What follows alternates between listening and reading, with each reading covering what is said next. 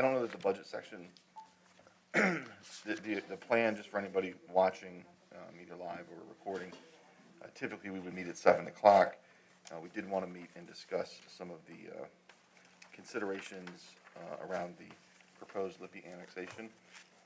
So we moved a little bit earlier today, and we're going to talk about a few budget items first, because we're still in kind of the introductory phase of that. If it doesn't take the whole 30 minutes, we'll move right into a discussion on the Lippy property. So with that, we don't typically have a real formal agenda this early in the budget process. Looks like there are a couple of printouts here. And Kelly, do you want to walk through Sure. kind of what we have here? Actually, can I start with a question? Absolutely.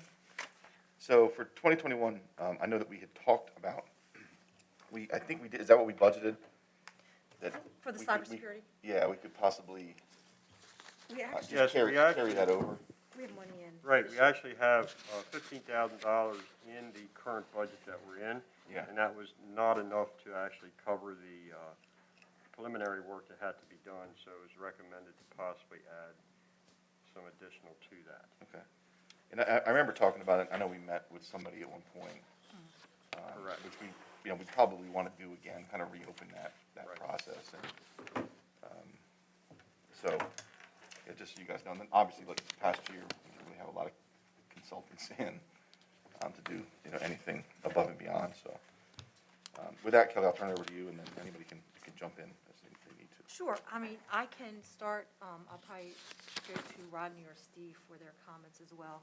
I'll start off by, I did hear from Mrs. Howe for an option to add an additional naturalist to the Nature Center. That's more operational, so that you wouldn't see that in here tonight. That'll go in when we go March 9th. So just for the record, March 9th, we'll start with the 7:30 public hearing for Patriots Overlook annexation, our regular meeting.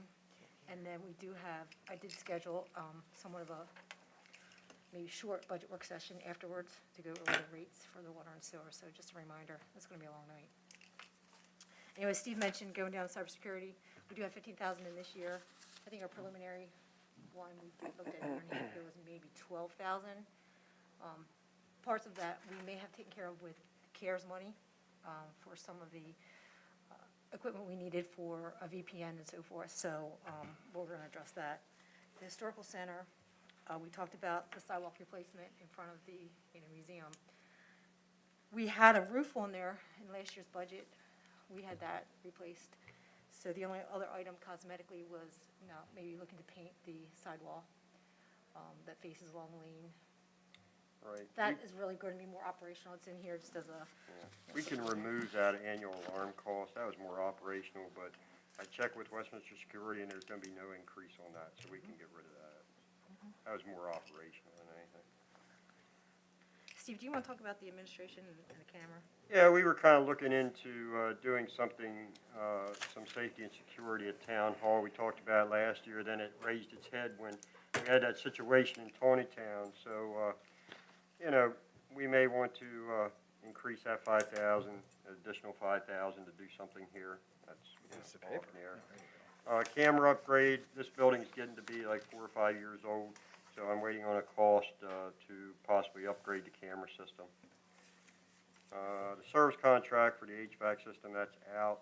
That's not necessary. And then our telephone internet service, we were talking about possibly increasing that. You can see there, we spent $36,250 in all. We have budgeted $36,250 in all departments for our phones and internet. So, and then more of an operational is tires for the admin car. Ronnie, do you want to do maintenance? Sure. So, yeah, moving on. So we are requesting, I'll start with maintenance, street and town facility asphalt repairs and inspection services.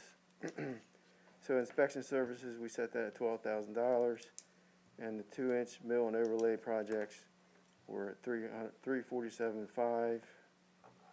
Various patching projects, $38,850. And then including with asphalt projects, we have Christmas Tree Park asphalt, and that is including with the $38,500 total is the parking lot refurbishing, which is $18,000. Asphalt around the drip edges of 2, 3, and 4 pavilions, and the park access road refurbishing. The total, this is included with the total, and that's at $20,500. Also, line striping the town roads, $13,000. So, the asphalt inspections and line striping total is $449,850. Moving on to concrete and rubble removal from the town's dump site. This is an accumulation of our emergency dig-up projects and storm drain repairs, the spools from those projects, and $8,500 to get that removed. I'm hitting the big ticket items. I'm gonna skip over some of the small stuff. That's okay. Salt bin refurbishing, $34,400, and that includes new siding, concrete repairs, because it's cracked from all the use from over the years. Rodney, can I jump in there a minute? Yes. I just want to bring something to the mayor and council's attention. We got into a bind several weeks ago. We were very close to running low on road salt. So we have an avenue that out at the farm, we have an open building out there. It's a Hanover building. And we've done it in the past where we had to stockpile salt out there. The only problem is we can't get 10-wheelers out there because once you go off the road, you're into soft millings. So I haven't talked to Rodney about this, but I'd like to recommend that we possibly put some funds in there to blacktop in front of this Hanover pole barn so we can get those 10-wheelers off the road going to the farm, let them dump, and then we have a stockpile out there. Right now, we have to bring the salt up here, stockpile it, and then our people have to haul it out there. So if we can just have one delivery site, it would really work out well. So we have to think through that a little bit. So just wanted to bring that to your attention. That's it, Rod. Okay, I got it. Okay, so back to the refurbishing of the salt bin. We're at $34,400. That's a new roof, concrete repairs, and repair of the fascia, which is at the gables on the roof. And this also includes replacing the chain link gates, which are getting deteriorated from the salt. So moving on to a replacement of the 2003 International dump truck. It's getting in bad shape from the salt and corrosion. We're at $176,000, and that's with a trade-in. And that's an all-inclusive price with a dump truck, stainless steel body, stainless steel spreader, and 11-foot plow. Rodney, on that one, how much are you anticipating for the trade-in? Conservatively, around $8,000, and that's really conservatively.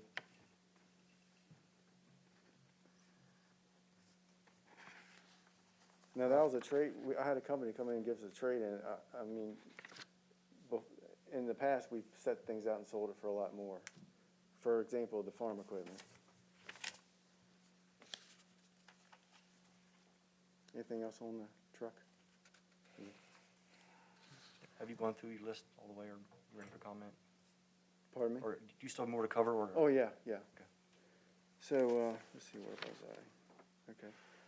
Moving down to the trench box for emergency dig-ups. This is an OSHA requirement for 6 feet deep, 6 feet or deeper of dig-ups, and it's a safety item, and that's $7,500. And I'd like to split that between water, sewer, and maintenance. Parks, the tennis court fence replacement, $13,000 for the whole perimeter of that. Tree replenishment project, $5,000. That was the same as last year. Christmas tree park, we're at $48,550 in total, and that includes toy replacement at the playground at $20,000. Bathroom partitions, $550. ADA sidewalks, that's $20,000. That's a continuation of what we did last year. We're still waiting on the price on the parking lot lights that will shine on the parking lot for the ball field. Field D backstop fence, that's at $20,500, and metal slide replacement, $8,000. Stormwater management, the stormwater management ponds, to contract out, we contract out certain ones, and we budgeted 29,400. We're checking into the contract to make sure we're still good for all the ponds that we put out. We added 3 last year, so we want to make sure they're included with the contract. Collection system repairs, $50,000, that's up 5 from last year. We identified 33 inlet repairs to be done this year, or next fiscal year.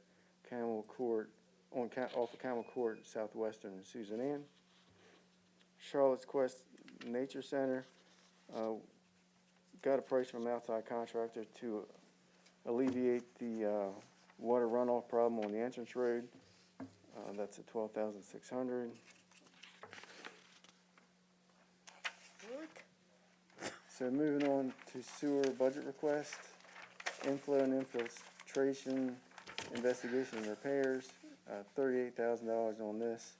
This covers the repairs found from FY 2021 investigations.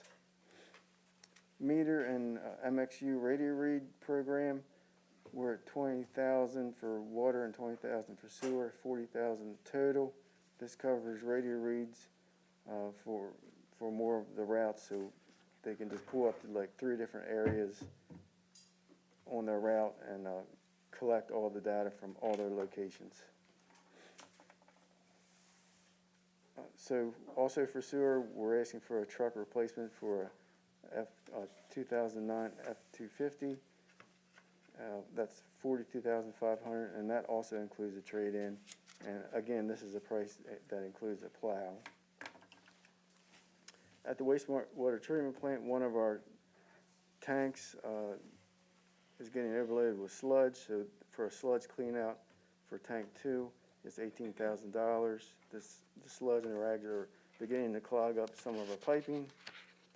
Last time it was cleaned was 2011. Okay, our Scada signaling radio transmitters for our water and sewer stations, they're getting some age and they're getting to be obsolete. So for half of our stations, to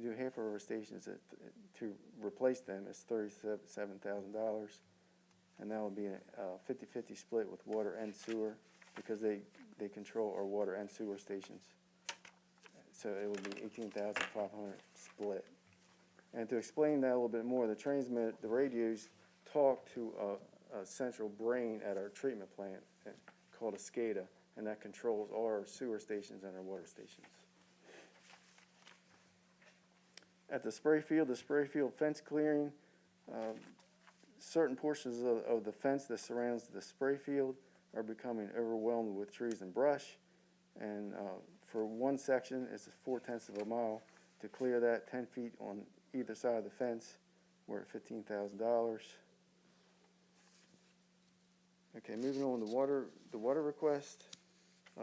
Again, the meter MXU, I also added this on the water. The meter MXU program, it's a $20,000 split on that, which I already explained.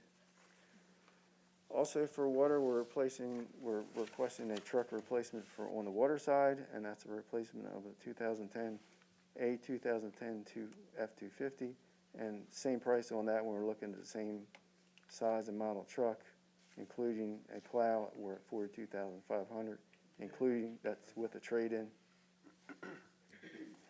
Well pump replacement, requesting $12,000 on this. This is a placeholder in case one does go bad. We don't replace them unless they go bad. Permalogger leak detection devices. This is how we blanket certain areas to search for leaks. So we're asking for 26 additional ones so we can blanket more of an area to catch leaks before they get too bad. As you know, water leaks are lost revenue for the town. We're at $24,500 on that. Walnut Street Treatment Plant upgrade, preliminary engineering. We'd like to look into an alternate treatment process for surface water for that station to treat the spring water. So preliminary engineering would be $40,000 on that. Fire hydrant and road valve replacements, 30,000 as we requested last year. And also added the Scada signal radios under the water, because I'm asking for a split on that. Rodney, what was that again? The Scada signaling, signal Price-wise? radios. Oh, total 37,000, so it would be $18,500 split. And the rest is zoning and solid waste and tree maintenance. Something to talk about a little bit on water, and it doesn't reflect this, but we are looking into intrusion alarms at some of our more secluded water stations and possibly cameras. So that's in the preliminary stages right now. We did talk to one of our carriers that freed up broadband, and we may be able to blanket the town with broadband and tie in the camera systems. But right now, we're looking at intrusion alarms. The round figure that we got was about $2,000 a station for the intrusion alarm. That's not for the camera system. So just keep that in the back of your mind. So, under zoning, we're looking at some lateral files for storage at the old town hall. Under solid waste, we need to check, which we already did today, our January bill, because of course the county's now charging us $30 a ton tipping fee on recyclables. And it looks like based on last year and averaging out the last 5 years, we're looking at about 10,000 that would be increased that we'd have to take care of the tipping fees on the recycling. Also, I'm still waiting a cost for year-round yard waste, and that would include December, January, and February, so we'll do year-round. So, under tree maintenance, oh, Rodney, you want to handle that? Tree maintenance? Oh, sure, tree maintenance, hazardous tree trimming and removal, looks like we're at $2,500 request on that. That's Oh, really, I'm sorry, you want to raise? that's really raised its head over the last Yeah. probably about 8 to 10 years. We have a lot of open space that backs up to people's backyards, and they're concerned about these trees that the town owns falling over onto their house, which is a concern. Mm-hmm. And we've had that happen a couple times throughout over the last many years, and we end up having to get a tree trimmer in to take care of those trees. Plus the hazardous trees in the park. We have, every once in a while, we'll have an issue back there and we have to have them removed. So that explains that a little bit. So.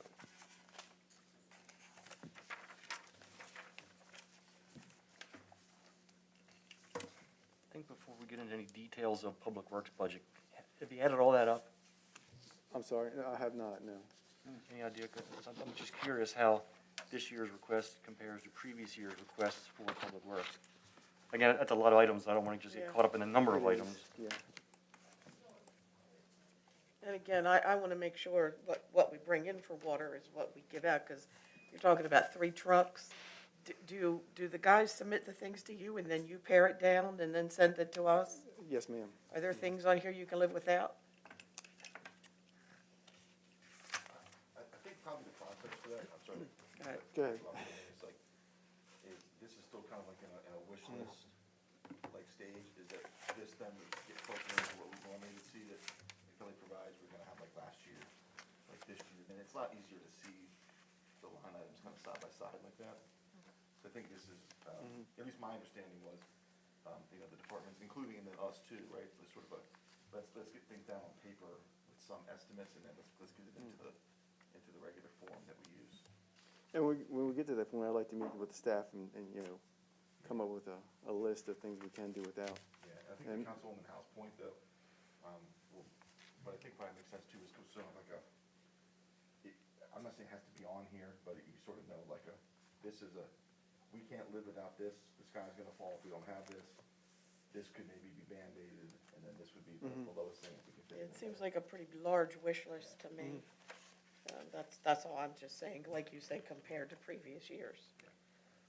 So yeah, I think for future, like maybe like the next time that we get together to go through the Public Works, this is probably what we want to be prepared for, is looking at it side by side, and then also knowing, this is year 5 of a 5-year plan, we have to do this.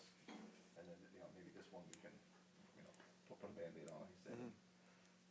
This one's kind of like maybe future. The thing is with the Band-Aids and the vehicles, they can really add up when you get to the point where they're starting to fail. So just for council's information, I think this question was asked at our original budget work session. So if we take water, for example, and going by the water study that was carried out for us a couple years ago by MSET, currently our unit charge for water is $27. So if we would raise our unit charge by $1, it would generate about $7,000. So just keep that in the back of your mind.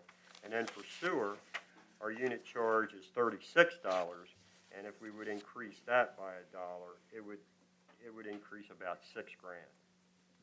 So just keep that in the back of your mind. And also, as a item, last year, of course, we did not raise water and sewer rates at all. So we kind of got off schedule there a little bit, but that's just for information purposes. I'm not recommending anything. I'm just throwing that out there. So. And to add on to that, well, you want to talk about that? We're just going to let you know, we are at a stage where we are at turnoffs now. As you know, we haven't been charging interest, and we have not been turning off due to Governor Hogan's order. That's been lifted. So when people got their bills in January, there was noted on there that there was, a penalty after January 30th. We actually extended that due to snow till February 4th is when the penalty kicked in. I have to say, working, and Michelle, feel free to jump in, we were about $50,000 in outstanding balance. Our staff went ahead, looked at the people that had not paid. Some of them were large, like $8, $9, even $1,000 or more. Danielle went and looked at those, was proactive and sent letters to the account holder saying, look, we want to help you. We can do a payment plan. We can try to work something out. We know the situation. Please contact us. Matter of fact, she even made up sample payment plans, working it out, even 2 months. Granted, we're not going to forego the penalty because, that's not fair to everyone else who, paid it 2 days later or what have you. But we're trying to work with people. We have reached out. Surprisingly, the people, she sent out, 14? And I only think maybe 3 or 4 contacted us. Tomorrow is supposed to be when we turn off. At this point, we've talked and we said we're willing to, again, go a little further with people, help them, and see what we can do. So Michelle posted something on Facebook saying, hey. Yeah, we did put it out on social media, and I don't know about the website, that I we saw realized, it on Facebook today. we realized that you may need help and, reach out to us, because we can't do anything, but if you don't tell us you need the help. Like, we had several people that she sent the letters to be on a payment plan, and then they just went and paid it in full. But we have some that are, upwards of $1,400, $1,500 behind, never paid since last February.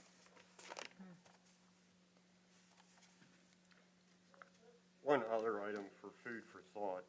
As you can see, when Rodney read off the streets that are scheduled to be either patched or resurfaced, all that's out the door right now because these streets look bad after this hard winter. So we don't know what to expect. Once we get into the middle of March, beginning of April, we'll have a better idea. But I've been looking at a lot of these streets. They took a beat. And they're alligatoring them out. They're out, and it's just a matter of time. So we have to take a hard look at what we currently have. So that's a moving target on the streets.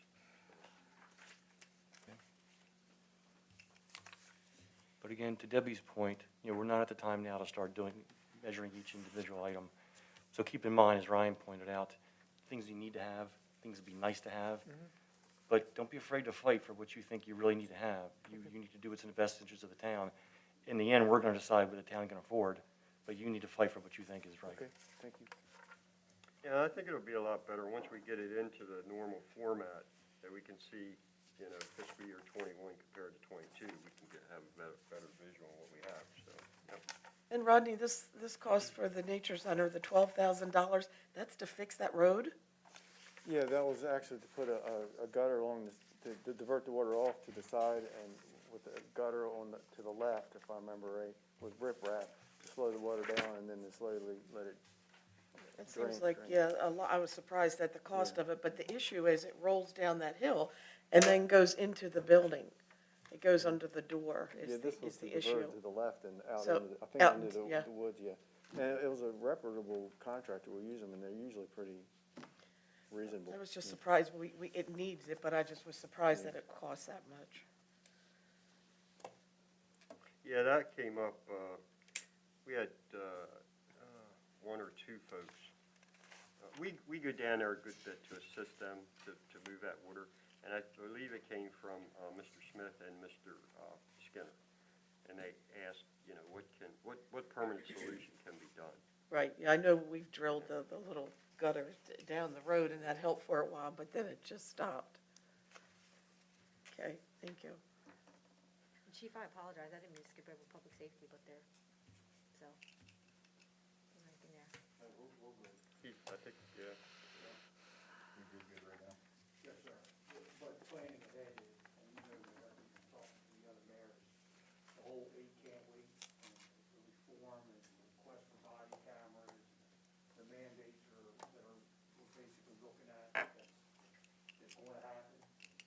We have planned out, and, like, if we look at maybe 22 or 20, well, wait, it's 22 this year, right? They're coming Twenty. this year, we're going to 22. Right, so 23. We have worked with some companies, we have one company that we can break it down to a 5-year spread. So the first year will be like 11 grand, and it'll be like probably a line item for 46 to 5,000 every year thereafter. But that's nothing for this budget. Yeah, just But we do have to plan ahead because it's coming. right, so yeah, just as you guys know, like, we can't vet policing, a lot of you guys have police backgrounds and things here, we can't vet our own thing here. We're gonna get mandates that are gonna come, Right. particularly in a state like Maryland, so we just have to be ready to play by the rules when the rules come. Exactly. But we are looking at it, we are planning ahead. Mark Runk did some incredible work with it, so I think we got a plan for it to make it as easy as possible for the town budget. Yeah, I took a workshop about the body cams last summer in Ocean City, and they said that the biggest issue is the storage. Yes. That's a big issue, so, Storage, redaction, Yep. evidence, the Yeah. libraries, everything that comes with it. yeah, so make sure we put that in there too.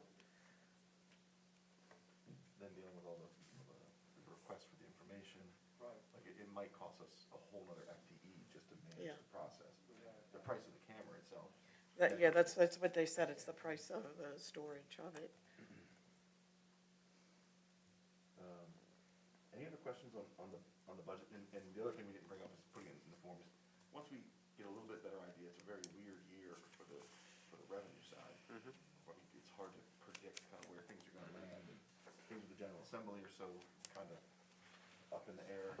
So once as this goes to the next process or gets a little further on, we're gonna have decisions to make on water and sewer rates. There's always that tipping balance in setting the tax rate versus how does that change the top line? And then what does the top line look like, just in terms of property taxes and town-county agreement, how we use it, all of those things. Yeah, we will set it up using the current rates. And I know I brought up at the last budget meeting, we really don't know how many new homes we're going to get. So that we don't know if Equine Meadows, you know, sometime in fiscal year '22, we'll have some homes. We don't know that. But, so we'll keep it the way it is, and then you folks can review it and go from there. Mayor, can you check your mic? Okay, Ready Check. to go. thank you. I was planning on saying a few things I didn't want on camera. No. Unless anybody objects, Mr. McCarron, do you want to maybe grab the empty seat so that anything you say is, we can kind of hear on the record? Anything else on the budget process now? Or we'll kind of take the next steps forward, the staff has their work, that they're continuing to gather information. We'll get into the other form, and we'll go from there. I don't have anything else. But Tom, your mic's probably off like mine just was. There you go. Yeah. Almost got away from, sometimes you get a running Chairs start. get an idea of their own once in a while. I'm Yeah, too you might short have for to be these, I Theo to think. help you hold it. Melinda has to help me. There are some stuff that Don't get me started.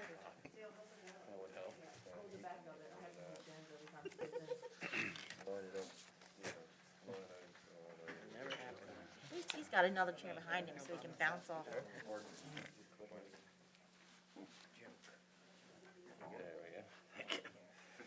I know. They get some long legs. Huh? You got it, Tom? I don't know. There you go. There we go. I just need a tether strap, You have to kind of. a little handle. Yeah, a bungee cord or something. You have to take a leap of faith and kind of like jump up into it. All right, so, Tom, do you have any, I guess, direction you'd like to start with in terms of providing some guidance, what this meeting is? Sure. To give it a little bit of structure, and then we'll open it up. I mean, I envision perhaps just going right down the planning commission's bullets or recommendations as sort of an organizing, you know,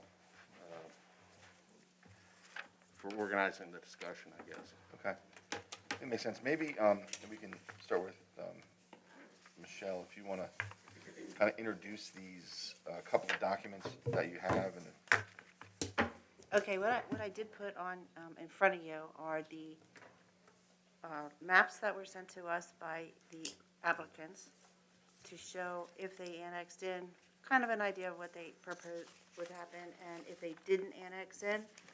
I've also given you a map that showed, and you had this prior, I just gave you a hard copy tonight, showing the actual lots and what we think they could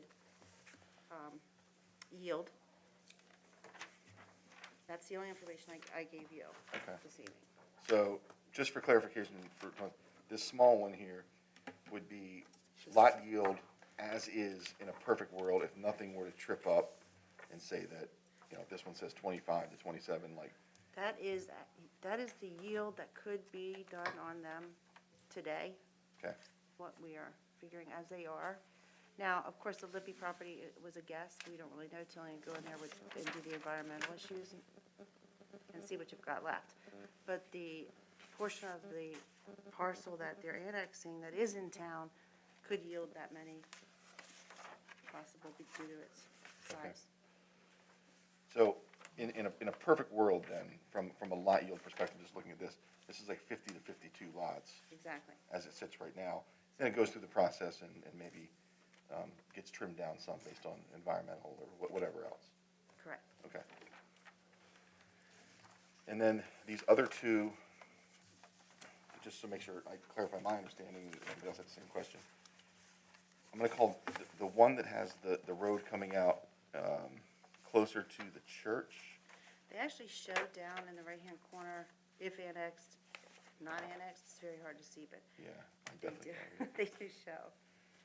So the one with the road coming out close to the church, that's if annexed, right? Because you can kind of see the lots within the red zone that's out of town. And then the one with the road coming out at Maple Grove right now is not annexed, so that would be kind of under current scenario. And then the last piece is, I know Michelle and I talked through when we were on the phone on this, was that these are concepts and not, it's just a rendering, I guess, of what it could be. Yes, and one of the previous work sessions or meetings, someone requested to see what they may or may not propose, just to give an idea, so this is just a very, very broad concept. Yeah. Of course, anything would have to go through planning and zoning, but this is just an idea of what they would. Okay. So, these both show 40 lots, if I'm right. Correct. The other one shows a perfect lot yield, which should be 50 to 52, without annexation. The one not annexed, he is showing it as still being 40. No, I'm sorry, I meant this one. Oh, that one. That, what was your question again? I'm so looking at these. Well, like, this is showing, I believe, a not annexed scenario. Yes, So absolutely. it could be under a not annexed scenario. They're showing one over here that's 40. Yeah, they're showing you what they would do. They're trying to show 40 lots on there. That is, if nothing is done today, and, I mean, if nothing is done with the annexation, and it remains outside of town, they do have the ability to do the 7 lots, and then they have the 6 off conveyances. And it was explained to me by Mr. Haggett, that means that they could actually potentially do as many 1-acre lots as they could get on that parcel, because they would need water and sewer. So we're guesstimating at that amount, it could be less. So we could be in a situation, other resources notwithstanding, where if it's not annexed, the parcel that we drive by and look at would have more homes on it than if it was annexed. That is a possibility, yes.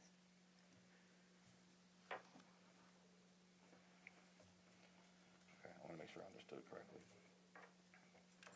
And my understanding is, and I believe this is their intention, that if annexed, and one of the things that I think is, you could assure yourselves with is to put in the annexation resolution a maximum of 40 lots, and you stay at the 40 that he is suggesting he would do. Yeah. If that's a concern. So I think the other thing is, I think for this meeting, it's discussion, right, and work session, is, what, if we were to move forward with something, obviously the 40 lot thing would be one of the things that's up there, is what are the things that mean something to you? So we're not really voting tonight. It's kind of like, what are the things the town would value if we decide to move forward, so that we then can actually negotiate maybe a path forward. And if we can't come up with that, then that may be the path. But that's my understanding. And I don't know if we want to work down a list of items, or if anybody wants to give any of their thoughts. I have a clarifying question, and I'm not sure, Michelle, if you'll be able to answer this or not, so I'm sorry to put you on the spot. If you don't know it, I understand. Do we have an idea, based off of these sketches, like a ballpark on the amount of acreage for open space with the annexation versus without? The layouts will be determined. They can come into planning and zoning with the layout, but it depends on planning and zoning. And the fact of clustering is not a guarantee that you get to cluster. Cluster is done if you can meet certain criteria, and basically if the town wants you to do it. So as far as open space, I know that we're not looking to get anything that's not usable, it's not maintainable, just to have extra land. So that's something I think the planning and zoning will be very, very critical of. Okay, because when I look at these, with the annexation plan, there's a couple spots that are identified as open space. Mhm. Without, and I may be missing them, I don't see any open space lots available No. for the town. Okay, No, because they're proposing that if they were in town, they would cluster. And when you cluster, you have to give a certain amount of open space. okay. So the open space kind of, excuse me, so my understanding is the open space is a component of clustering. Yes, So it's just a trade-off. yes. The other thing is, I guess there could be areas, if you looked at it, it would look like open space, but it's just not buildable because it's too wet or too steep or something like that, right? Yes. Okay. Jen, does that answer your question? Yes, I just wanted to make sure that I was reading it correctly.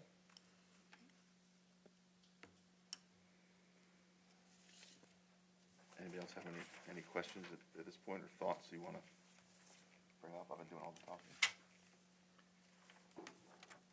No, other than this is the time for us to consider what kind of things we feel strongly about that we would want in an annexation agreement. As Michelle said, a lot of this will be determined at a later stage by planning and zoning, but we could look at that and say, gee, we know what planning and zoning is today, but sometime down the road, planning and zoning could be a completely different commission. So what do we feel strongly that we want to put into the agreement? So those are things that we have to consider. So let me make sure I understood this. So in order for us to not have clustering, if we annex it in, we will have clustering? Is that correct, or am I wrong? I don't think, not necessarily. Okay, No, that's determined during the review process. okay. But if that's something that you feel very strong about, that's something that can be put also in the resolution to go back and forth. Yeah, we could do that now instead of waiting for planning and zoning. Put that in the agreement. one consideration, and I'm just throwing this out there, is that, like, Dale sits on planning and zoning, a couple of us, we've been there. I don't know, I assume you can put something like that in, With respect to, just saying like, well, we didn't ask this in, but clustering wouldn't be allowed. Like what's in that first bullet right there, the first black bullet? oh, I'm sorry, okay. Something like that. Yeah, I mean, I'd have to take a look at the code exactly. I mean, what you cannot do is say you're going to give the property a certain zoning and then start to take away or place restrictions on that property that would apply to other properties that are zoned that way. So if the function of clustering or not clustering, as the case may be, is contained in one of the ordinances, for the particular district, let's say. Let's say you're bringing them in a particular district. Your code says in this district you can cluster. I don't think you can in the annexation agreement say we're bringing them in this zone, but you can't cluster. In other words, Okay, that would be very close to something called contract zoning, which is We not don't- permitted. We do not discuss it that way by zones, other than we just added the R40 special one, because if you're R40 annexed in, we were particularly looking at like the Hunter property and places like that. Otherwise, it's in subdivision of land. Okay. And it is allowed in any, it's allowed, they can let you do it in any zone, Okay. but they don't have to. Planning and zoning can. I mean, the other consideration is that, and the reason that, personally, I think it makes sense to let planning and zoning have that option, is once you get into the actual engineering of this, sometimes it's in the town's best interest to do it. It's less area of road, there's less area of pipes, sometimes it just makes sense from an engineering standpoint. The second concern I would have with putting it in there is that if we reach a deal and we're asking for concessions or help on infrastructure, and in exchange for that, the petitioner or the developer has 40 lots, and then we get halfway in and say, you can't cluster, and therefore it's only 20 lots. Then we didn't really make a fair trade. You know what I mean? That's just. I think do. it's part of. Yeah, and But- clustering is gonna give us one of two things. It's gonna give us open space that we can use or can't use. And if we can use it, what do we wanna use it for? Because we're gonna have to maintain it. So if it's open space that's scattered, you can't put a park on it. It's just open space for us to maintain. Or it's gonna be unusable space. And that's what we have in Manchester Farms. We have 3 up near Nevada and Southwestern. We have 2 or 3 lots between there and up on Arizona that the town maintains that are not big enough to really do anything with. We priced out an idea, like a ballpark idea of what it would be to put in a playground or something. And the amount that it would cost to maintain and upgrade just to level them out is a lot. So the guys have to maintain them and cut the grass. They're there every week taking care of it. And for the quick question for the clustering, if clustering is allowed, does that change as far as like lot size? Yes. Okay, so tell me the difference on clustering and not Clustering clustering. allows them to have lots under the zoning requirements. So if it's an R15,000 and they cluster, you may have some that are not 15,000. Now, that's also something, and you stop me if I'm wrong, but that's also something that planning and zoning can watch and say, Right. look, we don't want, you can cluster, but we're not having these little 1/5 of an acres or, 1/10 of it. It has to be. And now with all the requirements for the stormwater management and the bucket of rocks and the things that have to be out in the yards, you need a little bigger lots to be able to really do anything if you ever wanted in your backyard, such as a pool or anything of that nature. But I know that's something that planning and zoning has talked about and they're looking at, is they just don't want these little teeny tiny lots. And teeny tiny is subjective. If it's a 1/2 acre and they cluster, they're gonna put a house on a 1/4 acre and give us the other 1/4 acre. Well, and it also causes, like we had in Halley, where their houses were on lots that were so small and people would get bigger houses and then your setbacks were all taken. So if you wanted to put a deck on, you had to go to Board of Zoning Appeals to get a variance, because your 25-foot backyard started as you walked out your back door. So it does cause some problems with clustering and getting too small.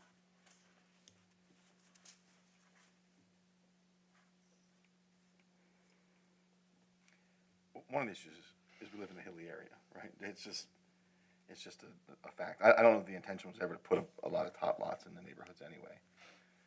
They just become problems everywhere we have them, but. No, and that's not what I was getting at. What I was getting at is we've got lots, like Dale was saying, that the town maintains that you can't do anything with. I think unusable is better than something we have to maintain.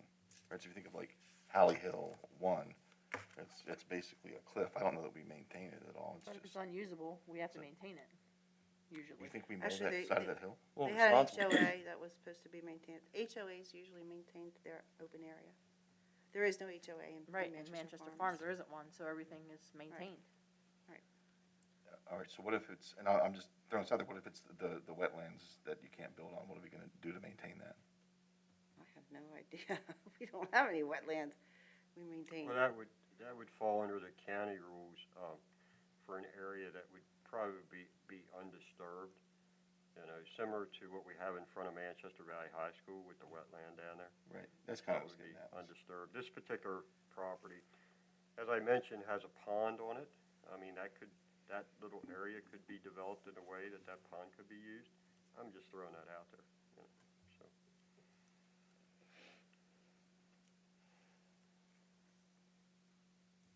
So can we just start at the top of the planning and zoning list? Recommendations? We can, for sure.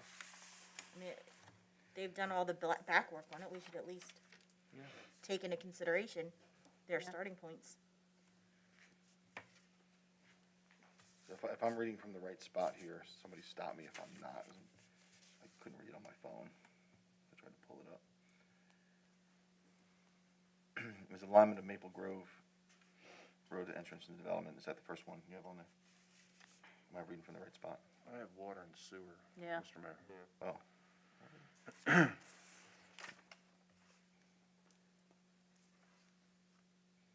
Maybe I'm reading from Steve's email. This is an email that we, Dale sent us one today. Yeah, the one I sent this morning was, pretty much the and whole. behind mine is Steve's. Mhm. Starts with this. Developer will seek the cluster and then water. This one Yeah, that Dale sent out this morning. All right. So Steve sent out some notes, because you read through those. Dale said something against Steve.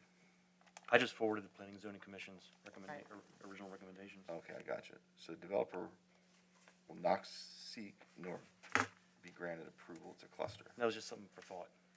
That one didn't come from Planning and Zoning. Oh, that was yours, okay. So the next bullet down, that's where planning started, Yes. Okay. Water and sewer. kind of pasted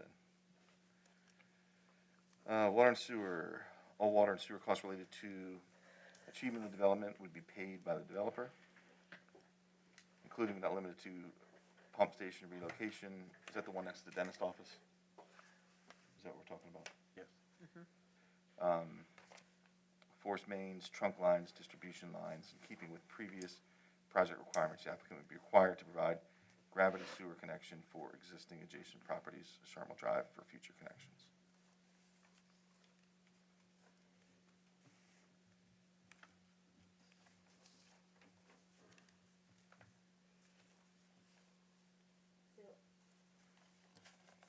If I'm looking at these correctly, the with annexation and the without. The without has the road lining up pretty close to Maple Grove. The with annexation has it up closer to, I believe that's Colt Riders. Right, so remember, So like, with the both- road alignment doesn't mean anything at this point on these plans. But from my understanding before, wasn't it said that it was gonna be hard to line it up to Maple Grove? It would be difficult, I would imagine. My question is, with the recommendation, based off the preliminary sketch, it won't have to be So moved. I'm not asking that clearly at all. Let me think of how I want to word that. You want me to try to reword it for you? So, no, we've got the pump station right there at the corner. Yep. So without annexation,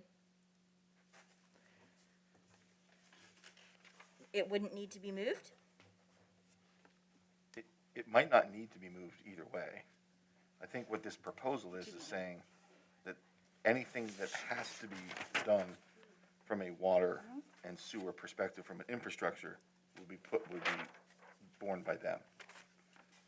So we don't know that something has to or doesn't have to move, if I'm understanding correctly right now, Michelle.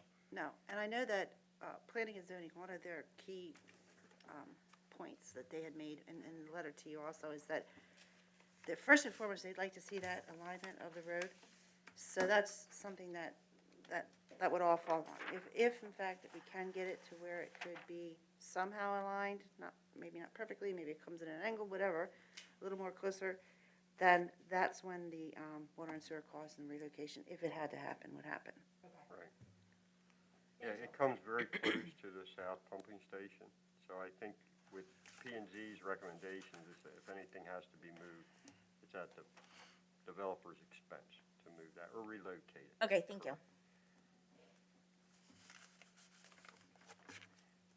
So to elaborate on that comment on water and sewer, to put in trunk lines and gravity lines and things like that, you know, this area kind of sits in a bowl.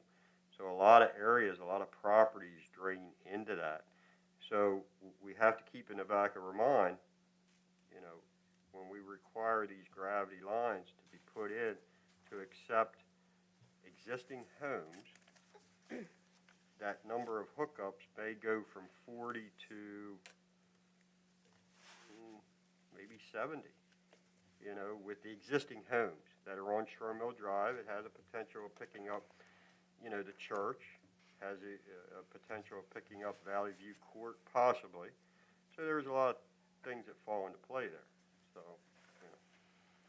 But I think we've done that in the last several developments, and it works out very well for future. You're saying that recommendation, Yes. that stipulation. Yes, it works out good. I just want to make the council aware of, you know, what could happen in the future with this location being down gradient of everything. Gotcha. And Steve, that's what planning and zoning was talking about when they say about The 20%. reserve factor, Yes, increasing to make sure that it could handle 20% more than what they were putting in. yes. And that includes the possibility of larger impellers, larger pumps at the pump station to accept the higher flows, and that's what they were looking at when they made that comment.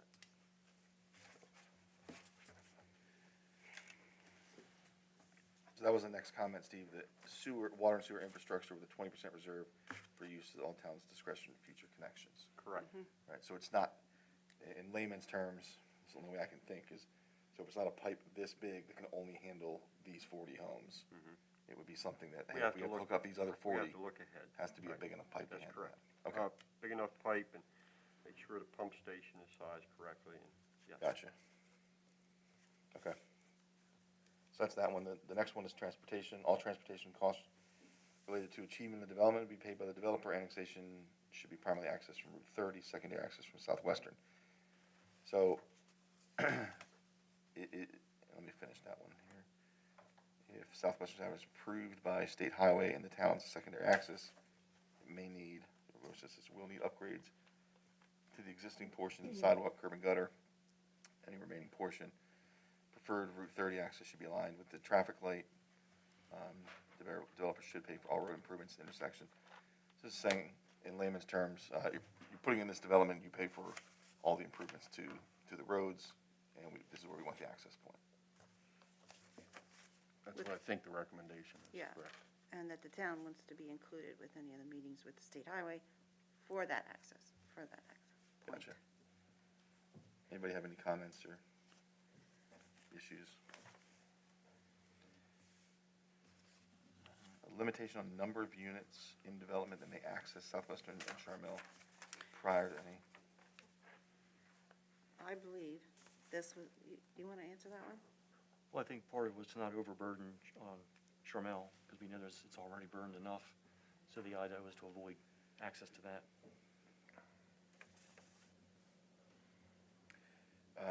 In some ways, though, I mean, just a thought thinking, almost any other road that goes out to 30 will reduce traffic on Charmel. In theory. Well, if I mean, Charmel became a right in, right out, it would, for sure. If Charmel became right in, right out, right in, right out. If this came out at Maple Grove, I think we would probably want to see Charmel maybe become a right in, right out. Like, Right, if it does connect. If it does If it connect. matches up, yeah. Yeah. I can see that. Like Frediger Mills like that. Making, yeah, like They- Friday. They cut that, Yeah. so the people, But again, traffic's only gonna get Traffic's worse, no matter what happens in town or what happens here.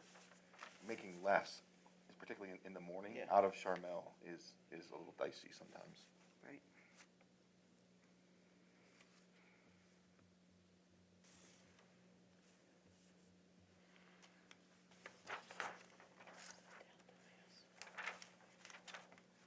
So anyone needing to make a left, or anyone going up Maple Grove, which is a decent amount of traffic, for anyone going, like, let's say towards 83 to the high school, up into town, they naturally would probably select the road that comes out at the light anyway. And if it's a right in, right out, they would have to. And the people on Charmel can't go out Charmel if they're making a left now. You're telling them they'll have to, if they're all the way at the end of Route 30 in Charmel, they have to come back and go back through development and go out to the light. They wouldn't, well, Right, We in order to did- get to the Or high they have to school. go past their road to get up and back in. But we've done that to the people on Fredinger Mill. yeah. Yeah. I have to, if I want to make a left, I have to go through Haley to get to the light. I mean, as traffic gets worse, it becomes an inevitability that that's not a great intersection for making lefts. I mean, I think you're still gonna have the people that come out of the new development into Charmel, if they're making a right to fly through Charmel to make it 2 blocks faster, and come out Charmel and make a right to go down Route 30. So if you look at this, you're saying they're gonna backtrack and go back up to Southwestern to make a left on Charmel? Yep, I guarantee you, because you know what, I Well, have, But look at this and tell me that a person that I'm a lives right here on is gonna Charmel. drive back up and around when they can make a right here. I'm saying to you, people will go out of their way to miss Route 30. If they can go around that way and come out a block further down the road, they will do it. I see it all, you see it in our neighborhood, you see what they do. Would you please look at this and tell me that that makes sense? Are you on the with or without? What's that? Are you on the with or without so I can hand it to her? I'm on the not annex. So without I annexation. understand what you, Oh. I have it. I Okay, sorry. understand what you're saying. I understand what you're saying. I'm just saying, I can Let's see, just pick a lot then, like lot 40 on this one. Well, not that we've made a decision whether to approve or disapprove annexation.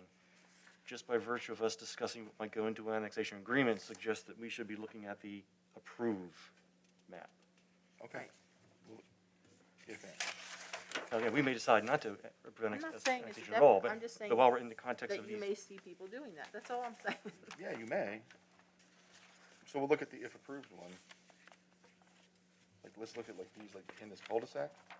If you lived in this cul-de-sac, you would drive all the way around here to come out this I'm not much further? necessarily saying everybody back in the cul-de-sac. All right, I'll just stop. I'm not, never mind. Never I'm mind. sorry, I didn't mean to get, You're not understanding what I'm saying, and all right, transfer, where were we? We are on, Usable open space. yeah, it's a bullet that starts off with any usable open space provided for joint use. I guess before we move on, was there anything else on like on transportation? Do you guys disagree with any of the recommendations on here? Saying like, hey, we would prefer the intersection and the town's not gonna pay to, the recommendation from planning and zoning was to align it. Right. it is, that's what I'm asking, so if everybody's solid with that Clarifying on recommendation. the notes from the one planning and zoning with the alignment and the 2 properties with the common use. Is that an overlap, or would those be, if it was aligned, would those Oh, have to those, be rerouted? those properties with the common use drive that have now would connect somehow to that, right? Okay, we're not, okay, just want to make sure. Right, any usable open space provided for joint use by residents must show plans for the use, providing perpetual care of open space recreation area must be provided for, subject by planning. And I believe that's something that planning and zoning will take care Uh, of in a review process. Okay. Anybody have any comments on that before? All right. So those were the planning and zoning. Did anybody see any that I missed? I think you covered them all. Okay. Do you want to address some of the other comments that were given in terms of, does it make sense, I mean, while we're sitting here to discuss those? The bulleted items that were sent out? That came from me. I can go down through that list very quickly. All right, if that makes sense, sure. So, of course, the road issue is out of the way. I gave you some information on school capacity. Water supply. One thing that I found while doing some other research on another project was this particular property has a potential well site on it. And I think we should partner with the developer. I think we should put that into the agreement, that we do a yield test on it and possibly, work with the developer to develop that well, if we're lucky. So that's one thing I brought up. I did bring up, through these bullet points, I did bring up, as a general note, the increase to the fees, whether it be parks and rec and open space fees and things like that. So I won't talk about that, at all. But the sewer supply, I'd really like to get a handle on what the sewer flows would be coming in, and then what the potential sewer flows, as I talked a few minutes ago, that could have an impact on our entire wastewater treatment system. So I'd like, to work with the developer on that and put that in the agreement. Yes. Questions along the way? Excuse me? I'm sorry, can we ask questions? Sure. I'm sorry. I turned my mic off again. Yeah, So, go ahead. if we go back up to the fees, I just want to, I guess, check with you guys and with Tom, like, can we adjust fees at this point? It's not something where like, like the impact fee, like safety service and water replacement and those sort of things. Is it legal to make an adjustment to those fees on the front end of doing something like this, or is it like, well, once the petition's in, then they're kind of grandfathered to what the old fees would be? We have usually adjusted our fees based on a fiscal year. It's a budgeted item, so Okay. it would be something we would be working on for this budget, Right. not, potential development, but Okay. just in general. That makes sense. Do you know, where's the potential well site on this map, or on the layout? It's actually not on It's your not shown map. on that. Here it is. It's like, You can't it's see. actually like right, it would be It's right yellow, north of it's the Colt yellow Ryder's dot. property, the very end of Colt Ryder's property, where the little point is. Is that right, Steve? It's at the Yes, point of correct. Colt Ryder's. Yes. Yeah. And to tell you the truth, that potential well site is in the same watershed as the Manchester Valley High School sites. So we may be depleting that watershed. That's something that we have to look into. So, but hey, it's worth a shot. And we still have allocation that we can pull out of that watershed? Can't answer that while I'm sitting here. I'd have to Okay. research that. Yes, I don't know that off the top of my head. So. And then the other question I had on sewer before you move on from sewer was, if we don't go forward with an annexation and whatever number of homes goes in the area that's outside, what was it, 13 or something like that? Right. So the rest would be in any way and counted into the sewer. Is there, I know you can't really answer this, but is there a scenario where it could be 20 or 30 years down the road, MDE comes in or the health department comes in and says, well, this is essentially now an enclave and these wells are failing or they no longer meet, so therefore you have 5 years or something to put them in any way? That's a possibility, yes. I mean, that could happen. It would be, so the part that's currently in the town, you'd have to look at that in a way that you would be ready for that scenario, where if we would have to bring them into our water and sewer system, it would be an easy access point to tie them in. Yeah. But that opens the door. Would we have capacity to bring them in?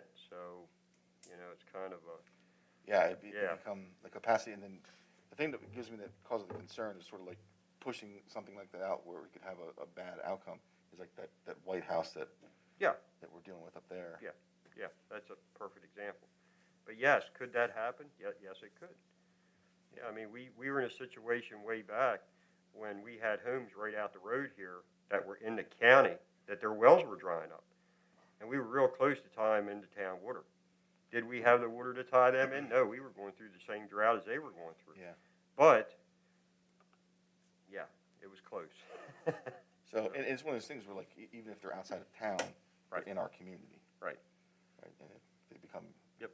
valueless and useless, it's Yeah. not good. And that's exactly what we're doing with the Shore Mill Drive properties. I mean, the Shore Mill Drive properties are notorious for failing septics. Yeah. So we're kind of preparing ourselves to tie them in. Right. Okay. Before we move on, the 20% reserve factor recommendation that was on planning and zoning, it says you may possibly want to increase. Mhm. Are we still leaning towards the 20%, or do we need to increase on that? I mean, is that something that we need to?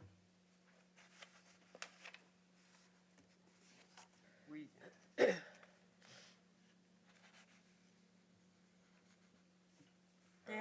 Planning and zoning, where was their I recommendation? think 20% should I mean, I think 20% should cover us. I mean, I think they're looking at the size of the infrastructure. I mean. Okay, if I know it was a You know, question. if you, 25%, that's fine, you know, but I think planning and zoning took a lot of time and thought into this, and I know Bob Graham spent a lot of time on this, so I think the 20% is comfortable.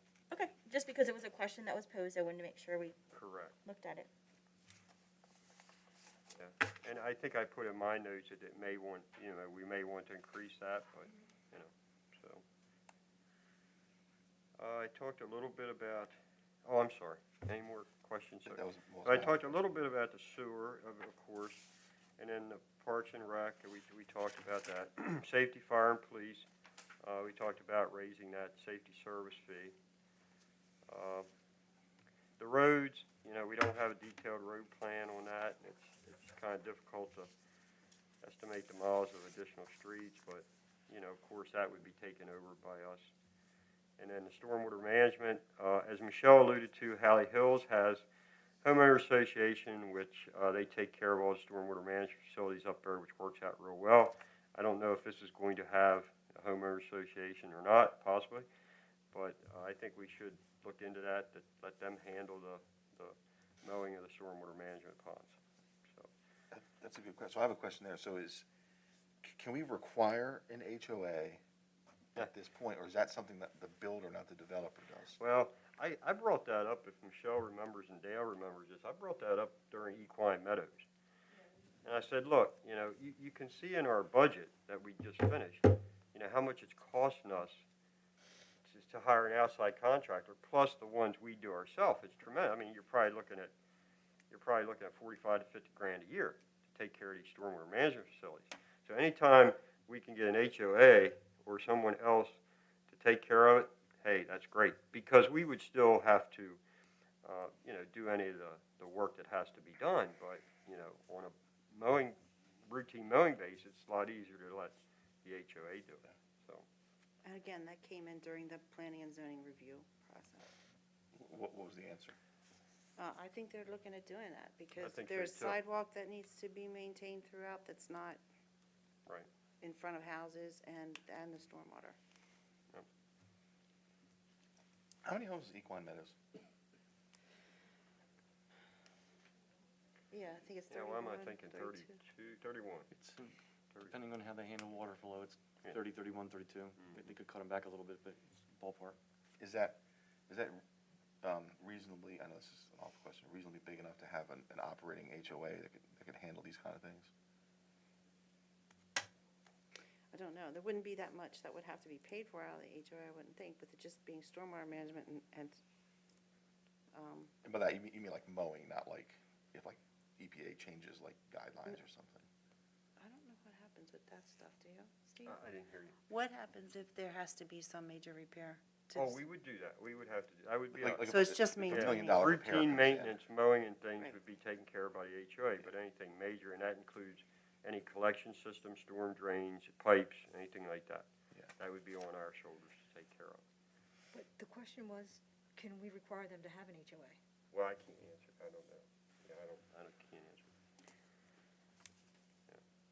It came in, like I said, it came up during review of Equine Meadows because of staff suggestions and the costs that we know we have had in the past with that. So that is something that the developer probably is going to end up doing because P&Z has requested it.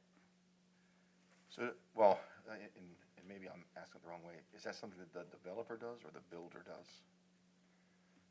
Create the HOA, you mean? Yeah. The developer puts on covenants that create the HOA. Create the need And for it. the developer is the managing member until such time as development is ready to be turned over to a board consisting of residents, but in simplest form. Okay. So effectively, you can do it through the planning and zoning process by creating covenants that have to be followed. And then that would force an HOA because they have to meet the covenants. Correct. Now, the word of caution is that it's not unheard of that HOAs don't keep up with their maintenance. It's not unheard of that HOAs, frankly, cease to exist. They have to keep up with people paying their dues, and it's been known that HOAs don't always do that all that well. Yeah, the two that we have works out very well for the maintenance of the stormwater management facilities. The other items, it gets a little rocky, and Michelle can attest to that. But as far as keeping up with the maintenance on the existing ponds, yes, they take care of that. Yeah, one concern would be like living in a smaller neighborhood. Same thing as with only 40 homes or 32 homes. And an HOA can be like effectively setting up a whole like little mini government.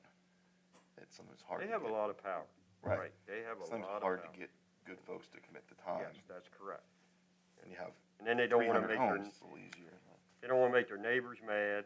And the best route to take, and I'm just talking out of school here, but the best route to take is have a management company handle your HOA. Then you're out of it. It's not neighbor against neighbor. Have the management company handle it, and everybody's happy. But that's just me. You just put that in there. Yeah. So, All right. I'm sorry for cutting in, Steve. Keep going down your list. that's my comments. I think that's, Justina, most of your comments had to do with what we should consider doing or Yes. action to take, not necessarily something that should go into an annexation Right. agreement. I really do think, yes, I really do think we should look very hard at that potential well site and look at that, so. The other thing I'm getting out of this is that these fees then should be part of maybe the next budget discussion and start looking at. It at the should top be, line. right, it should Yeah, be, and correct. you're absolutely right. But whether you go forward with the annexation or not. Yeah, that's right. I mean, I did some research from other towns and other areas, and yeah, we're low on a few things. I mean, safety service fee, for example, for police, fire, and EMS, yes. Park service fee, we're low, so. Yeah, if you have some of that research, do you mind maybe sharing it with the group before Yep. the next one, so everybody can take a look at kind of what's out there in the marketplace for these kind of fees, because these are dollar amounts, not rates, so they do need to be adjusted from time to time.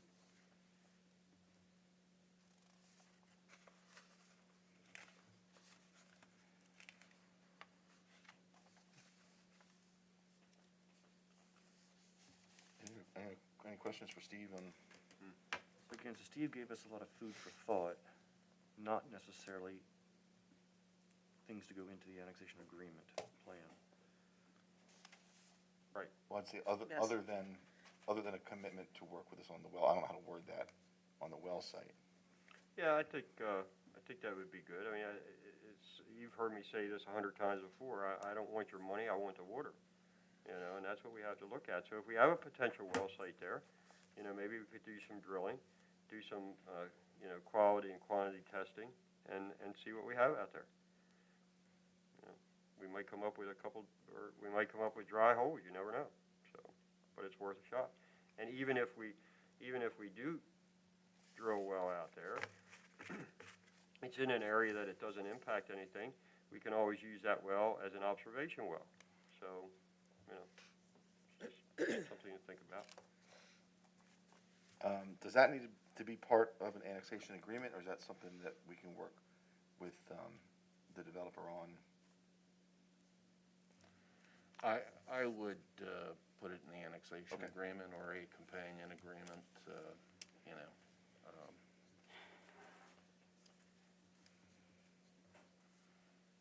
All right, so what's the next step? Well, one of the things I think we might need help in taking these recommendations from planning and zoning and putting it into a form that would be appropriate to insert into an annexation agreement, rather than just cut and paste this into it. I suppose there's a different, better way to state it. Yeah, so typically what would happen at this point in time is give me direction to speak with the developers council and or representatives about the terms. They may say, these are wonderful, thank you, and we accept them all at face value. They may not. They may say, you know, this is reasonable, this is happening anyway. You know, can we put this more into a public works agreement, you know, and associate with the development planning, et cetera. So I think that that's probably the next step, to see what their appetite is on these things and see what they might come back with. And then I would anticipate that in those communications, we might be able to put together basically a more finalized annexation agreement for y'all's review. I could highlight for you those things that they wouldn't agree to, those things they counter-proposed, and those things that I, as the lawyer, might find reasonable, reasonable compromise. And then at that point in time, hopefully we'd come to an agreement as to what at least the papers are going to say, what you're voting on, and then you all would have it within your power to either reject the annexation or accept or approve the annexation. I think that sounds like a good plan. So It sounds at this point, everybody is in support of the recommendations from planning and zoning. Sounds like it. Maybe that's as a starting point. I think it works as a starting point. What it So we want to sounded get those in, you know, like, let's say battle-tested language. Right. Rather than our type of language, and then, is everybody okay with then authorizing, Mr. McCarron to speak with counsel from the developer, and then we'll go from there? So that way we kind of, like right now, like everything's kind of so nebulous, and it's a lot of things to consider, but if there was a voting, we were to vote tonight, who knows what we're voting on? The only thing I think we need to kind of decide here before Mr. McCarron goes on is, in the recommendations, it says the preferred Route 30 access should be aligned with existing traffic. It's too vague. We need to decide, do we want to say it will, must, shall, or can it be done, and if not, what's an alternate proposal for access into 30? I thought Michelle said something that made sense earlier, and it was that, sorry to put you on the spot, it was that, I don't know if preferred's the right language, but there could be challenges with that site, but what we would want is a seat at the table with State Highway so that we understand the considerations and whether or not, so we know the difference between difficult and impossible. And I think that was stated in P and Z's recommendations in Yeah, their letter, Yeah. that they wanted to be involved with it. No, absolutely. But if he's going to put this language into the form that it's appropriate for an annexation agreement, we're not going to use the words the preferred Route 30 would be. Whatever. Does that make sense the way I said it? I know it's not legal the way I said it either, but Well, but the problem in saying shall and will is that this is ultimately, at the end of the day, out of our control as to what the SHA is going to approve. So I think probably words like preferred may be preferred. Then, you know, we don't have any say at the end. Well, we have some say, but we don't have the final say on what's going to happen there at the end of the day. What we do know is that probably some road improvements will be required, or we would want to see.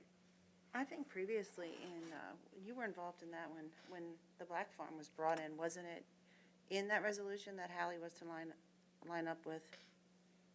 Well, at that time, I think it said Fredinger or something, and then. Yeah, it may have been. And then you made they just made it work out at a different location, but you still had a crossover and a light. So we did have it in one before, prior. I think the difference may have been, there weren't the concerns with the impossibility of it out there, over there. Because we knew we could make it work. Wherever that road was gonna go, it was gonna continue. Makes sense, where the light is. But this one, there's one existing light already there in the road.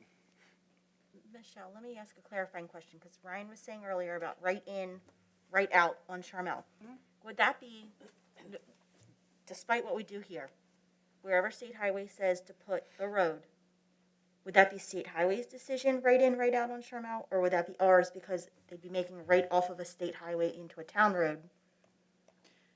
I don't know how that was done for Fredinger, do you? I mean, I could see us saying It was effectively right their out decision, only, I believe. because it would be a town road, we would have the right to Friday say Mill, that. Friday Mill was done for a safety issue. Yeah, but And- authorized it? Who authorized it? I'm pretty sure State Highways Yeah, did, I'm pretty because sure they they knew did. the intersection was gonna be down farther, and they didn't want people coming out. And luckily, with that, the way it's set up now, Chief can attest to this, we've had minimal accidents there, knock on wood, Christ will have something happen tonight. But we've had minimal accidents there, so. But would we be able to say, despite what State Highway says, right out only on Charmel, because it's a town road, would we be able to mandate on Charmel you would take a right only onto 30?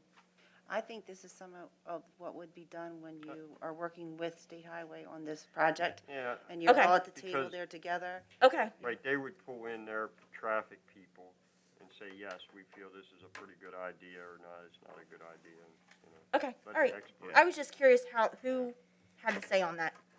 Yeah, I think we would have a say, they have the biggest say, is probably the way to put it. But I think in the end, what it comes down to is, we could say four-way stop or nothing, or no deal, or State Highway's gonna decide how the access goes. It almost gets out of our hands then, right? Right, I mean, it sounds right. The four-way may not be a possible, don't I know. don't know. But No if- one knows. But if we don't say that's what we want, or nothing, then State Highway's gonna decide what we get. Well, That's what I'm hearing. so far as the annexation agreement, I could envision a provision that says the developer in the town will work cooperatively to approach State Highway Administration that proposes a set of road improvements to them that does X, Y, and Z. That's the kind of probably provision you're looking at best having, because again, we're not gonna have final say on what this looks like at the end of the day, right? So, that's kind of what I'm envisioning this was trying to get at. And probably what the best that the final provision in an annexation agreement between two parties who don't control it at the end of the day is gonna say, probably. You know, I think that school coming out of Maple Grove is gonna have an impact as well. Because there's people that's coming and going in there. You're not gonna take a chance of traffic coming out and having the accidents with the big ones. Automatically, it's gonna come into play. You mean unless they did like a dedicated left turn? Intersection, Okay. controlled intersection. Yeah, it already gets dicey over there with all, well, this year's not a ton of buses, but, This year, it hasn't been a problem. yeah. But, I mean, like if I make a left in the morning and go there, because you get a very brief window between everybody coming south, that one cuts off and everybody comes out of Maple Grove. So people like squeal wheels getting out of there in the morning, if you're trying to head north. And I gotta go I think back to this Mr. one time. I think in the planning and zoning's comments, when they talked about their preferred route, I mean, bottom line is they want some access to 30. They don't want all these houses coming out Charmel. We have a preferred where we would they approve something else? Even if State Highway says this is where it's gonna go, doesn't mean that planning and zoning says, okay, we're happy with that. But that's where they put in here that maybe they would limit the number of units if we can't come up with something that we really agree on as far as safety and getting out to 30 and we don't want 40 units going out on Charmel.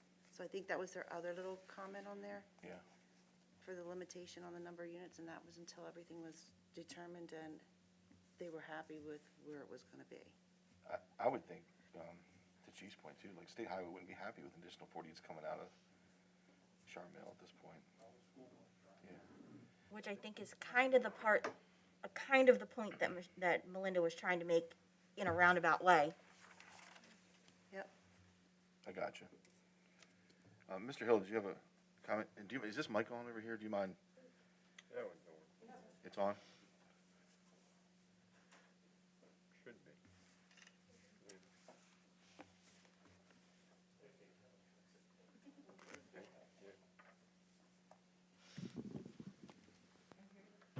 There you go.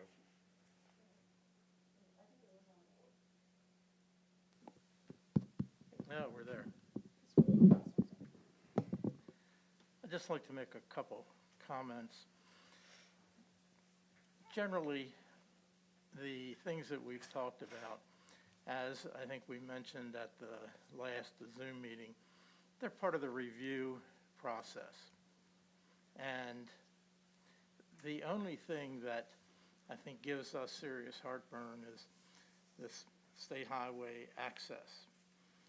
And what gives me particularly heartburn about that, how do you do an annexation agreement, agree to an annexation agreement that says you must accomplish something that ultimately you can't accomplish and you've already annexed? So I think that creates a real conundrum that I don't know how you get around. I think it's reasonable that we'll work together to get the best results we can out of State Highway, but the town can't have a veto. If the town is involved in the process and reaches, and State Highway reaches a decision, whether I like it or the town likes it, once we're annexed, I think you have to accept it. Otherwise, you know, we've agreed to something that can happen and neither party's getting what they expected out of it. And once we're annexed, we're locked in. So that's the only thing that I've heard that really gives me heartburn. A couple other comments. Steve was mentioning about the well development. We did extensive work with Mark Eisner years ago to determine if we could locate a well that could be brought into the town system. And the results of that at that time, and I doubt if anything's changed, but Jim was on the phone with Mark in the past couple of days. What we recall from that, and Steve, you may even recall this, all the water in this watershed that we're dealing with has been allocated. In fact, when you look at the different watersheds around Manchester, pretty much all the available water, and help me here, Steve, if I'm misstating, is based on what the recharge is. That is correct. And it's like, you know, Kelly's jar or cup here. You can put as many straws in it as you want, but you're only going to get out the amount of water that holds. So we did a lot of work on that, and we're happy to, you know, revisit that. I don't recall, I think Mark looked at it, you didn't really do any exploration, did you? We did, I'm trying to think if we did any drilling, but I believe, and you're going to have to bear with me here, that's been a long time. Oh, yeah. Yeah, these sites, this site was identified by the R.E. Wright study back. Yeah, and that goes way, way And then, back. like I said, I was doing some other research, and I picked up the phone and called Zach and Tom over at the county, and you know, they said, yes, this is a spot. And I'm not denying that, and I mentioned that to the mayor and the council in regards to allocation and watershed. But I think anytime you could, possibly do some exploration and have a well in your back pocket that you could use, Don't disagree with you at all, and that's why we started looking into that way, way, way back, because we know water is critical. It's Correct. critical in Manchester, and it's become critical everywhere. Yes. So we're not unfamiliar with that, and we would not have any problem in committing to working with the town on that. But I just, in simplicity, I'd say most everything that is in that Planning Commission recommendations is part of the process anyway. There were some clarification questions that we had, but it's part of the review process. So that's what I had. And Marty, you want to add anything? Only, Mr. Mayor, you had referred to some of these fees and stuff that may be adjusted because of the budget and all that. I mean, obviously, all the fees are paid at the building permit stage at whatever the current rates are and so on. I mean, so I didn't want that to sort of confuse anyone as far as tying it to the annexation. Thank you. Gotcha.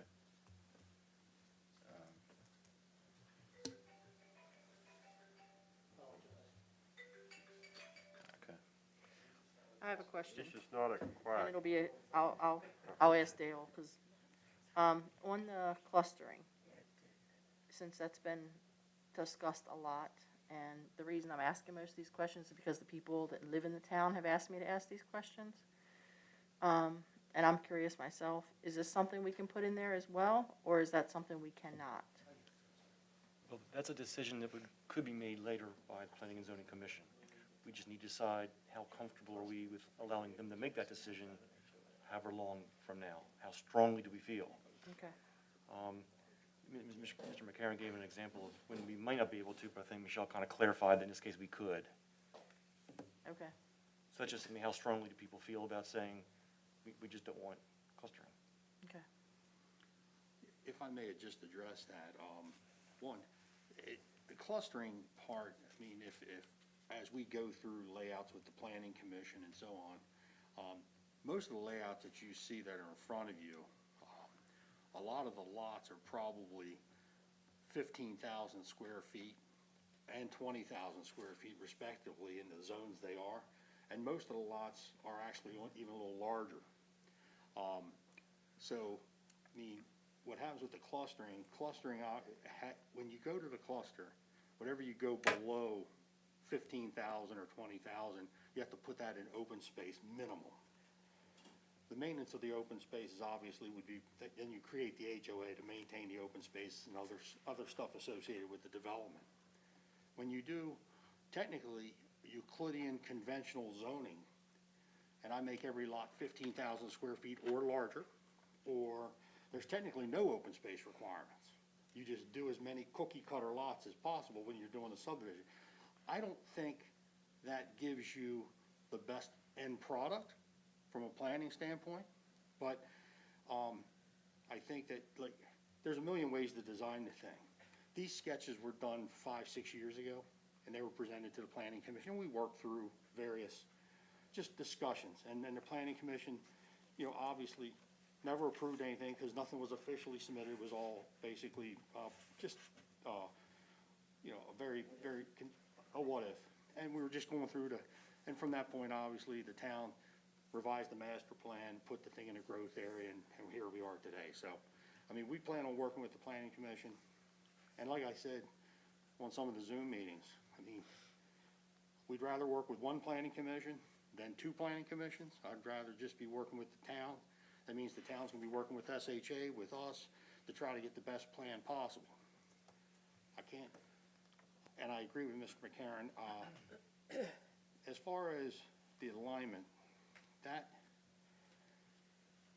if it works out and everything's perfect, and the traffic studies works, and the state highway's in agreement, there's permits involved, and we've talked to MDD years ago about the permits, and getting MD permitting, it's what they call avoidance first, minimalization later.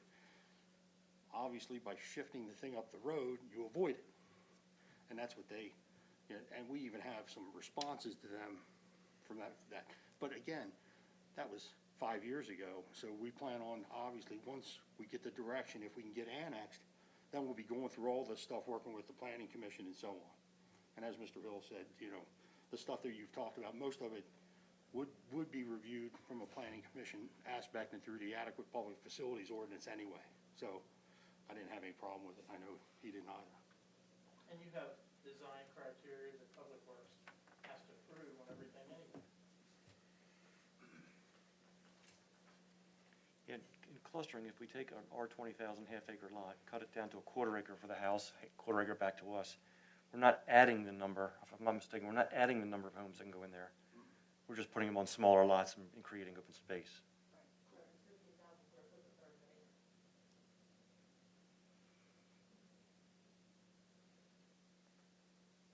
And Dale said back to us, really, that land doesn't go to the town unless the town requests it.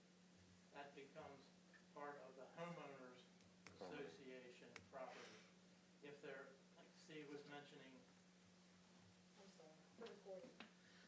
mentioning, where the pond is, and that might be an area to create some recreation space. If the town requested that portion or whatever portion of the open space that the town wanted to take ownership of, they could.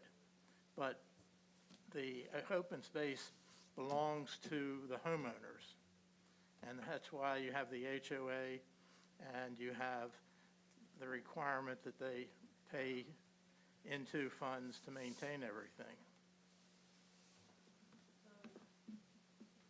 Instead of a third of an acre and clustering and all that, I thought we originally, it was brought up, and maybe I'm wrong, that we were talking about half-acre lots. Why, am I missing something as to why it can't be just a half-acre lot, or? Yeah, we did talk, the parcel Okay. itself, we talked about coming in, it's R10 in the county right now. We talked about it being R20 when they brought it in, only because we didn't want, I guess at the time, I don't know, I had it written down, it was R40, we were bringing it in R20, I don't, where we got all confused, but that would mean that that portion that's out of town that comes in town would be half-acre lots.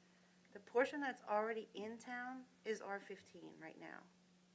That's not changing, that'll stay. So you'll have some smaller lots and some larger lots, and I believe Old Town is the same, R15, that acre. So the only part that would be, if we required them to cluster at the exact same zoning, would be those R20 lots through there.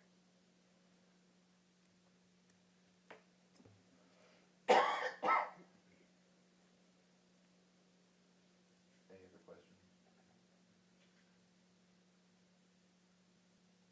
So is the direction to authorize Mr. McCarron to put this in the right kind of, I think the only question, it goes back to what Dale was saying, meeting item, and this is what Mr. Hill was saying. I'm not on, sorry.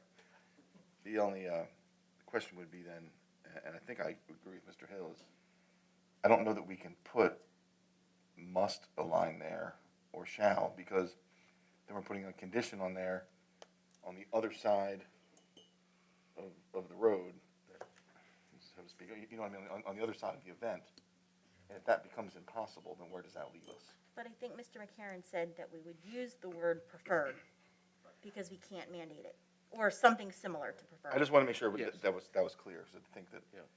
you know, while I would love to say, look, this has to happen, So we say I pursue. don't know if we can, because it's outside of our control, and we don't know if it's possible. And I think that Mr. Hill and Mr. Hackett, the petitioners, were okay with what, and I understand why that would give them heartburn, right? Because where does it leave everybody? From our perspective, you know, we want a seat at the table and to be able to be a part of those discussions and advocating for that, if that's the right word, to the state, so that it's, you know, we can be reasonably assured that every avenue was expended in trying to make it happen at that location. So I think that's what we want. Those are very layman's terms there, but. Again, I think, you know, some sort of cooperation clause where both the parties agree to a certain set of goals together and agree to work together to try and achieve that result, if it can be achieved with the SHA.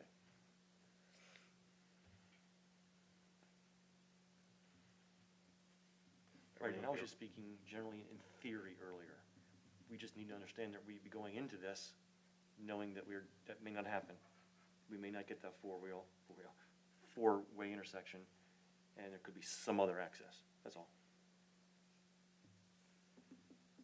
I'm just throwing this out there. I don't remember what development it was. It may have been Manchester Farms, where there was something that couldn't happen. And I don't remember if it was explicitly stated or not, but we had assessed a value on that event, whether it was going all the way through to Cape Horn or something. So if that couldn't happen, then it reverted to something of similar value. Right. Over by where you guys live. Yeah, because it was a property in between that property and another property across there, yeah. I remember that. So maybe as part of the annexation agreement, it's just, you know, we're both gonna enter this with the intention of working together to make this happen. If this doesn't happen, then X. Is there a separate concession of reasonably equal value?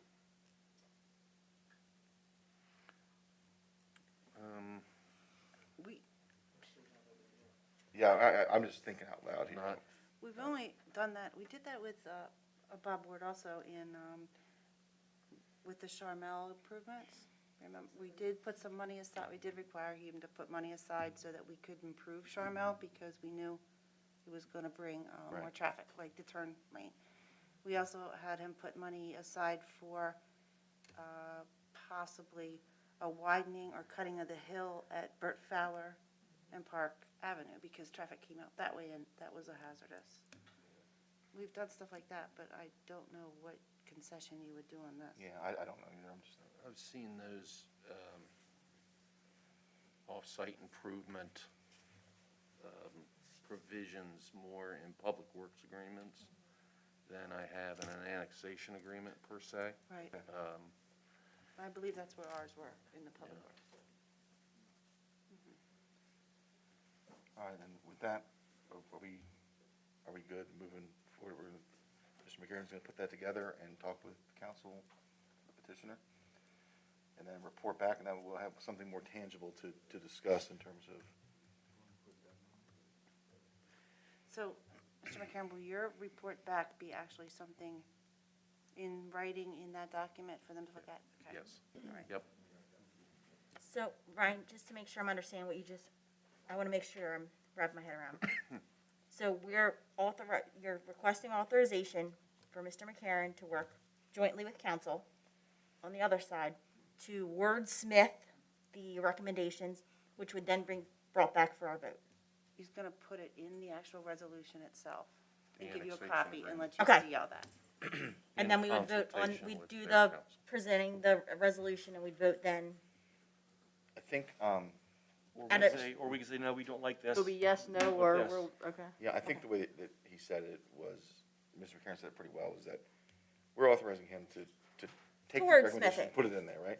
He's gonna go to their council.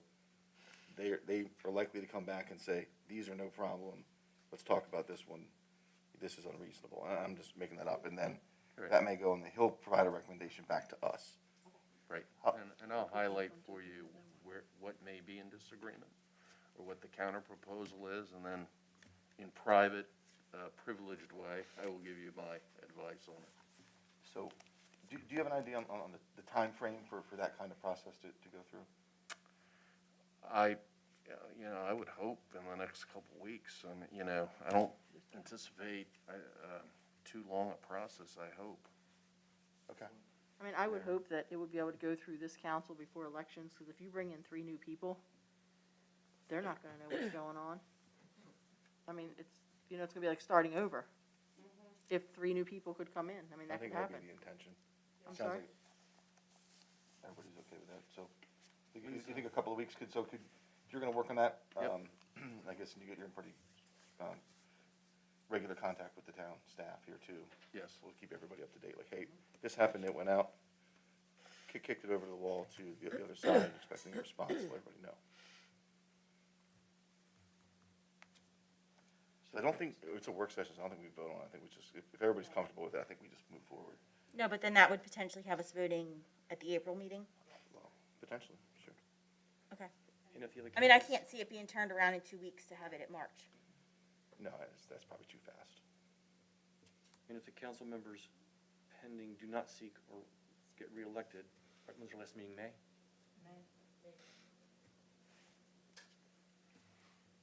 So we got a little bit of budget work to do too.